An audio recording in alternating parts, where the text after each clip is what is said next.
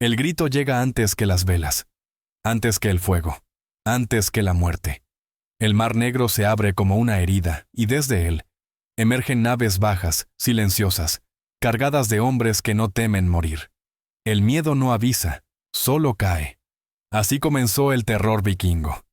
En el extremo norte del mundo, donde el sol duda en salir y la oscuridad se pega a la piel como una segunda carne, nació un pueblo moldeado por el frío eterno. Allí, el hielo no es paisaje, es maestro, es ley. Entre montañas afiladas y mares que rugen como bestias hambrientas, crecieron hombres y mujeres que aprendieron pronto que sobrevivir era combatir. Combatir al clima, al hambre, al destino. Fueron llamados vikingos, y durante siglos su nombre bastó para paralizar a Europa. Convirtieron el océano en camino y el río en cuchilla. Donde otros veían abismos, ellos veían rutas. Sus barcos surcaron desde Irlanda hasta las puertas de Constantinopla, anunciando una era brutal, donde el valor y la sangre caminaban juntos. No eran solo saqueadores, eran exploradores, comerciantes, poetas y conquistadores. Su mundo ardía de espiritualidad. Creían en dioses que exigían guerra y cantaban poesía. En un destino tejido por hilos invisibles. En un final inevitable, el Ragnarok. Sabían que los dioses caerían, y aún así luchaban. Porque morir no era perder, era llegar. Desde Noruega, donde los fiordos se alzan como colmillos de piedra frente al mar, hasta los bosques de Suecia y las costas abiertas de Dinamarca, el norte forjó a sus hijos con una dureza sin igual. 3 tierras distintas. Una sola esencia. Miedo, gloria y sangre. El norte no crea hombres comunes, engendra leyendas. Allí cada niño aprende que la vida no se mide en años, sino en batallas enfrentadas y canciones dejadas atrás. Morir joven no es tragedia, es promesa. Los vikingos no temían a la muerte porque sabían que cada herida era una ofrenda al Valhalla. Creían que los más valientes serían escogidos por las valquirias para beber hidromiel junto a los dioses y esperar el último combate. Entendían el miedo, pero no lo sufrían, lo usaban. Lo llevaban en los ojos, en los escudos, en el alma. Y cuando sus naves tocaban costas extranjeras, el silencio precedía al grito. Los monasterios caían, los reyes huían, el mar se teñía de rojo. Pero entre miles de espadas, solo unos pocos nombres sobrevivieron al tiempo. Hombres que dejaron de ser historia para convertirse en advertencia, en oración, en maldición. Hoy viajaremos por las 3 naciones del norte, en busca de sus hijos más temidos. De Noruega, el rey que convirtió la sangre en su corona. De Suecia, el guerrero forjado en acero. De Dinamarca, el estratega que hizo del terror su arma suprema. 3 hombres, 3 nombres, 3 leyendas. Prepárate, porque esto no es solo historia, es una invocación, el rugido del pasado que se niega a morir. Y nuestro viaje comienza en Noruega, con un nombre que aún mancha el hielo. Erik el Sanguinario. El hielo cruje bajo los pasos del niño. El viento corta. Y ya entonces, la muerte camina a su lado. En esas tierras frías y salvajes, donde los montes parecen tocar el cielo y los fiordos se abren como heridas profundas en la tierra, nació uno de los hombres más temidos que jamás empuñó una espada. Su nombre fue Erik Haraldsson. Pero nadie lo recordaría así. La historia lo grabó con un título que aún hiela la sangre. Erik el Sanguinario. Era hijo de Harald Cabellera Hermosa, el primer rey que unificó Noruega bajo un solo estandarte. Erik creció rodeado de poder, hierro y ambición. Desde niño aprendió que en el norte el amor no salvaba a los hombres, lo hacía la fuerza. Su padre le enseñó que gobernar no era cuestión de justicia, sino de voluntad. El débil no merece la corona, repetía Harald. Solo quien pueda ensangrentar sus manos por ella es digno de portarla. Erik escuchó esas palabras como un mandato divino. En su juventud fue feroz, indómito, imposible de contener. Las sagas dicen que en su adolescencia ya había matado a más hombres que muchos guerreros adultos. En batalla, su furia era incendio puro, rápida, violenta, devastadora. Pero no era solo brutalidad, era su mirada. Fría como nieve recién caída. Miraba a sus enemigos como si ya estuvieran muertos. Cuando Harald murió, Noruega se fragmentó entre sus hijos. Cada uno recibió un territorio, con la esperanza de evitar la guerra. Pero Erik no creía en la paz. Compartir el reino era dividir su gloria. Y decidió reclamarlo todo de la única forma que conocía, con la espada. Uno por uno, sus hermanos comenzaron a caer. Algunos murieron en combate abierto. Otros fueron asesinados mientras dormían. Hubo quienes suplicaron clemencia. Erik no conocía esa palabra. No podía permitir que la sangre de su familia fuera su debilidad. Así nació su apodo. Así se convirtió en el sanguinario. Donde Erik pasaba, los ríos se teñían de rojo. Los pueblos ardían. Los hombres que lo desafiaban desaparecían sin dejar rastro. Gobernaba mediante el terror. Los jefes de clan lo obedecían no por lealtad, sino por instinto de supervivencia. Pero incluso el miedo se desgasta. La sangre derramada comenzó a volverse contra él. Los nobles conspiraban en silencio. Los aldeanos lo maldecían en susurros. Y los dioses, si alguna vez lo habían bendecido, parecían ahora apartar la mirada. Entonces surgió otro nombre: Hakon, su hermano menor.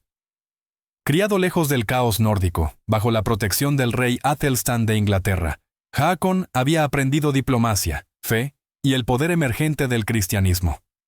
Cuando regresó a Noruega, no volvió como exiliado. Volvió con una misión. El pueblo, cansado del tirano, lo recibió como a un salvador. Los clanes se alzaron en su nombre. Los guerreros comenzaron a cambiar de bando. Noruega se partió en dos: el reino del fuego de Erik y el reino de la esperanza de Hakon. La guerra entre hermanos fue inevitable. Las sagas hablan de una batalla tan feroz que el cielo se oscureció y los cuervos cubrieron el campo antes de que el primer cuerpo cayera. Erik luchó como una bestia, abriéndose paso entre filas enemigas, pero el destino ya estaba escrito.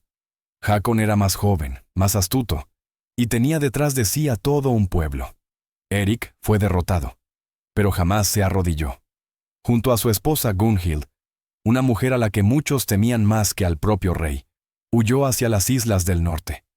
Gunhild, llamada la madre de los reyes, la bruja del mar, maestra de la manipulación y la hechicería, según decían las sagas.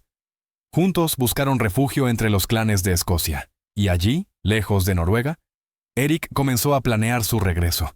La espada está astillada. La sangre cae sobre la tierra extranjera. Pero Erik sonríe. Durante un tiempo, lo logró. Con astucia y violencia, Erik el sanguinario se apoderó de Northumbria, una tierra salvaje donde el hierro y la sangre eran el único idioma respetado. Allí volvió a sentarse en un trono. Allí volvió a ser rey. No por derecho, sino por miedo. Gobernó como siempre había hecho, con guerra, con fuego, con muerte. Pero el destino del sanguinario nunca fue la paz. Una emboscada cerró su camino. Rodeado por enemigos, con sus hombres cayendo uno a uno, Erik fue acorralado. Le ofrecieron rendirse. Las sagas dicen que, en ese instante final, sonrió. Con la espada aún firme en la mano, lanzó su último grito. Un desafío al cielo, a los hombres y a los dioses. Murió de pie, cubierto de sangre, mirando hacia el norte que lo vio nacer. Su cuerpo fue enterrado lejos de Noruega. En algunas tierras, su nombre fue prohibido. Pero las sagas no entierran a sus hijos. Las sagas los mantienen vivos. Con el tiempo, Erik dejó de ser solo un monstruo. Se convirtió en símbolo, en advertencia, en espejo del alma vikinga, orgullosa, violenta, indomable. Para los cristianos fue un tirano. Para los poetas nórdicos, un guerrero que eligió la muerte antes que el sometimiento. Su historia quedó grabada como lección. El trono no pertenece al que lo hereda, sino al que lo conquista. Porque en el norte la corona no se gana con palabras, se gana con sangre. Y quien la reclama debe aceptar perderla del mismo modo. Pero el rugido del norte no se detiene. Más al este, en Suecia, el miedo estaba a punto de adoptar una nueva forma. En el corazón de bosques interminables y lagos oscuros, nació un nombre destinado a estremecer el mundo. Bjorn Jarn Sida. Bjorn Costado de Hierro. Hijo del legendario Ragnar Lodbrok y de Aslaug, descendiente de héroes y valquirias, Bjorn creció marcado por el destino. Los ancianos decían que había nacido bajo el signo del trueno, protegido por Thor. Las sagas lo describen alto, sereno, imparable. Su piel parecía piedra, sus huesos, acero. Se decía que ninguna lanza podía herirlo, que los filos se rompían al tocar su cuerpo. De ahí su nombre. Björn no buscaba oro, buscaba inmortalidad.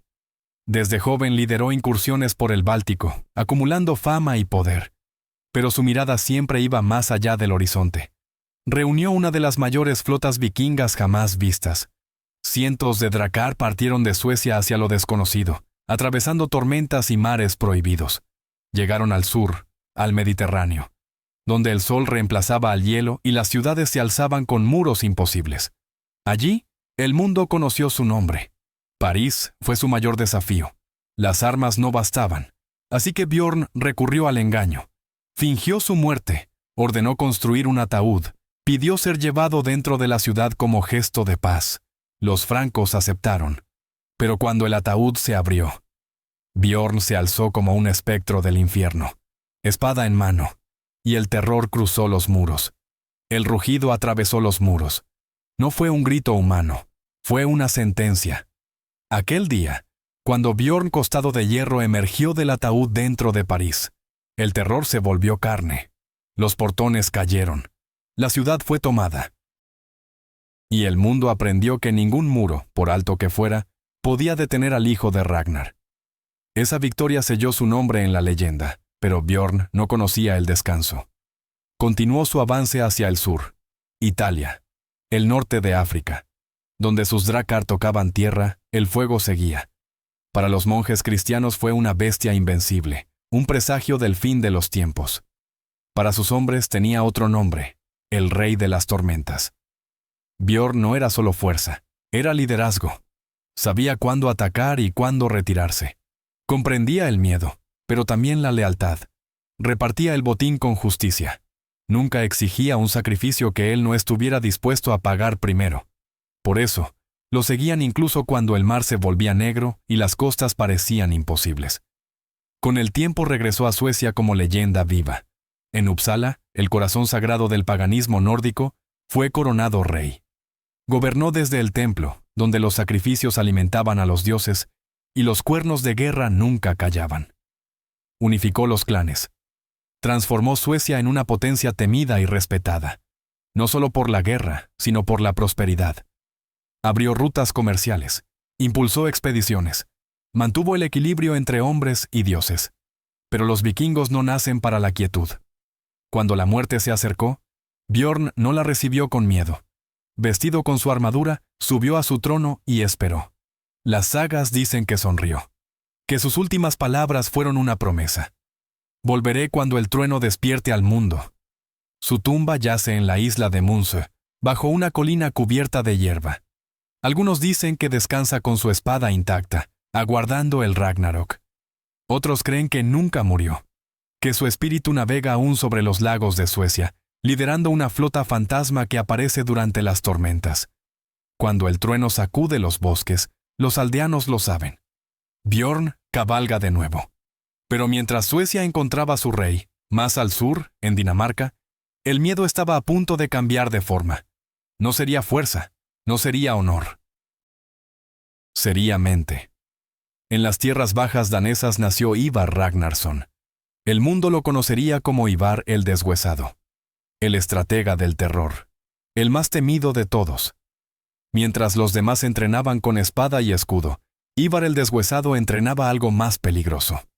La mente. Estudiaba la guerra como un tablero. Observaba a los hombres como piezas. Analizaba el miedo, la duda, la ambición. Donde otros veían caos, él veía orden. Donde otros atacaban, él esperaba. Su padre, Ragnar Lodbrok, no sabía si sentir vergüenza o asombro. Pero Ivar se ganó su respeto con ingenio puro. A los 15 años ya anticipaba los movimientos de ejércitos enteros.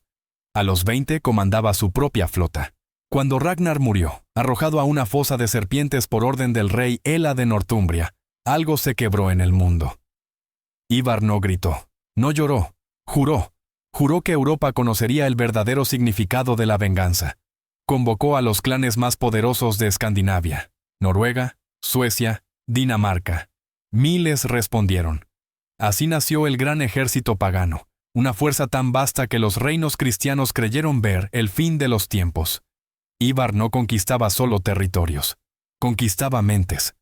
Antes de desembarcar, los pueblos huían, las campanas sonaban, los reyes rezaban, y sabían que nadie los escucharía.